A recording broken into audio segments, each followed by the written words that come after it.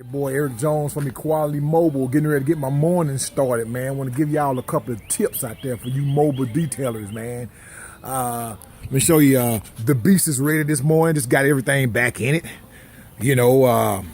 One word of advice, man.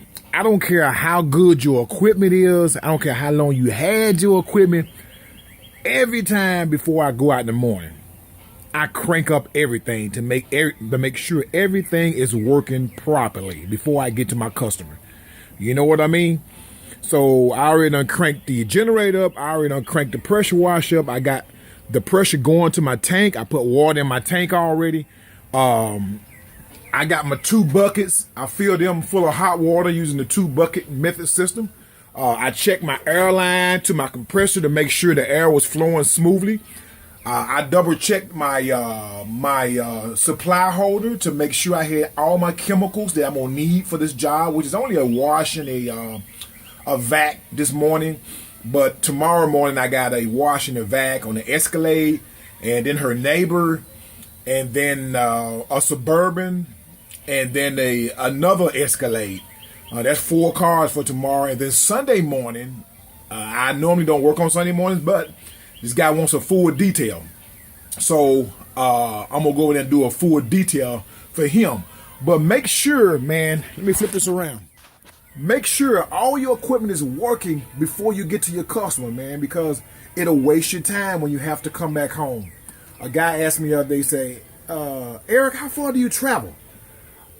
Me personally, I'm not knocking anybody else.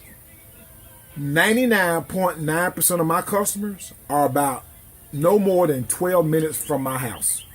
12. Now, my new customer Saturday, she's about 25 to 30 minutes. But that's the farthest customer that I got. And I'm kind of lucky because I stay in I'm like maybe 40 seconds from the city, which I rarely go into to do my detailing. Rarely. I have a bridge that crosses over to the city and to the county where I live at.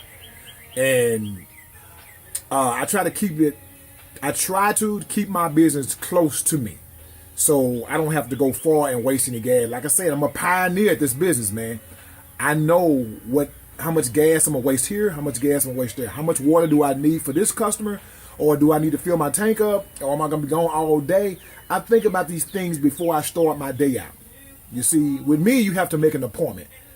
Because a lot of people, they'll just take anything and everything. That's good if you're doing it full time. Me, I don't have to. I have a job. I work at the post office. So I have a job. I can do that.